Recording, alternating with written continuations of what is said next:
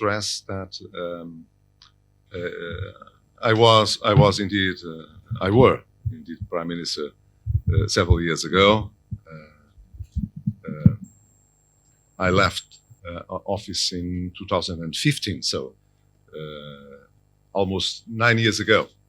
And of course, as you know, a decade since then show it a very different panorama, international panorama. There are huge differences among the EU countries in the European Union, and the relation between the European Union and the rest of the world faced several challenges and differences too. My experience show me that the world in what I was a member of the government doesn't apply to the common days. So I would prefer, after a very brief presentation, to give you the possibility to ask for your questions, and then I will be able or not to answer to your expectations, to your questions, to your objectives for this meeting. I think that would be preferable. First of all, I must say that the Portuguese situation is very different after 10 years from 2015. Then we had the possibility to overcome a very deep crisis, a national crisis, and also a euro crisis. As you know, the European Union was not prepared to deal with financial stress among their members, EU members, and since then several steps were given to provide a different instrumental framework to deal with crises, with the stability of the euro, and with the political and economic coordination among the EU members. As you know, we share a common market since the beginning, but we share also, most of us, the same currency since 1999. And that was a very different situation since the countries were used to use, some of them, their own currencies in the foreign affairs objectives, and since the 1999 that could not be possible anymore. And of course, the situation today has a better prospect than in the financial crisis or in the euro crisis. Despite we still have a very incomplete monetary union, no one in the markets doubts about the predisposition of the European Central Bank to defend the euro, and so to defend, if necessary, the sovereign debt of each of their own countries. That it was achieved with against the cost of more coordination, and so more degrees of lack of freedom, national freedom in each country. But as always, we cannot have the heaven in our backyard at any price, at a lower price. So the final solution is better. I cannot assure that a situation as the financial crisis and the sovereign debt crisis in Europe will not be replaced in the future, but it's not probable. Now we have a central bank that is like a bank who cares about the liquidity and the solvency of all sovereigns. And we have also a lot of financial and economic mechanisms to deal with financial stress and with economic crisis. In conclusion, we are not independent. We are not invulnerable to financial crisis in the world as all countries, but we have mechanisms to deal with it in a better situation than in the past. We are not perfect monetary union, but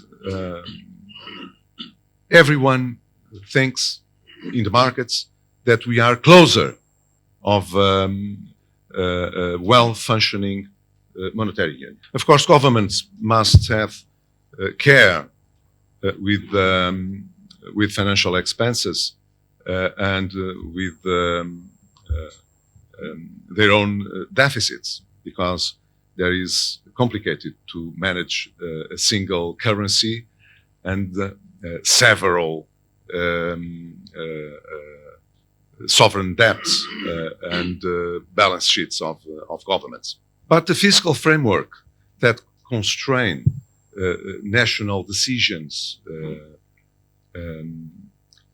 is changed very recently and in a very good way, meaning that countries will have now a better involvement of the European institutions to deal with the cyclical measures, if need, to deal against economic downturns. And after the sovereign euro crisis and after the pandemic crisis, we are closer to have a very safe asset to the European Central Bank to use to stabilize all economies among the euro. Why is that important for this conversation, you may ask? Because Portugal had for several years a very high level of indebtedness, internal indebtedness and external indebtedness. That is being corrected since the last 15 years. And now we are in a good position to take the better the fiscal and monetary framework offers to the countries to expand the economy, to stabilize the economy if need, and also to have the opportunity to grow at a better rhythm in the future if we proceed with structural change as need in the economy. And we are doing so. Crises always may come up everywhere, but there are no major problem to deal with it in Portugal or in other Euro country at the present moment. كما تعلمون بأن الأزمات دائما تغير الخرائط، ولكن في البرتغال لا توجد هناك مشكلة حقيقية في حل هذه المشكلة ومواجهة هذه الأزمات. At least we will not have greater problems than the United States or other great economic and monetary spaces in the world. It's important for the relation with Portugal and other countries out of the EU to offer an expectation of stability and of potential growth to be explored in future investments or in future trade. In that field, I think the economic relation between Portugal and Iraq has perfect conditions to develop the better prospects in the next couple of years. What are the main problems? Well, not the financial stability in Portugal or in the EU, but the international risks that we share in the Pacific, in the Middle East, in Europe, also in the East Europe. There are risks, significantly higher risks than 5 years ago, than 10 years ago, or than 20 years ago. I don't know how the military conflict in Ukraine will be in the next couple of months, but I would say that the return to the war at the heart of the European project, it's not good and doesn't have a good prospect. On the other hand, the risks we face with North American next presidential elections are not a common deal in foreign prospects. Re-election of President Trump or re-election of President Biden has not the same consequences for Europe or for the world. And of course, you don't vote in the next North American election, neither I, neither the Europeans. So there are variables that are external to our willingness, and we must forget them when we look to the future. But we are look for that future in the same way, I think. And the risks are similar for both. So we are not in an unfair situation. To end this initial presentation, I would say that despite these global risks and regional risks, and you are facing also regional risks in a global panorama, we can expect that the relationship between both countries could intensify in the next couple of years. That's what I think. That's my desire, and I hope yours too, because you are in Lisbon discussing this dialogue forum to explore the possibilities among the Portuguese economy, and by saying this, recalling the European economy also with the Portuguese partners. The Portuguese economy presents today a very diversified and complex structure. We have traditional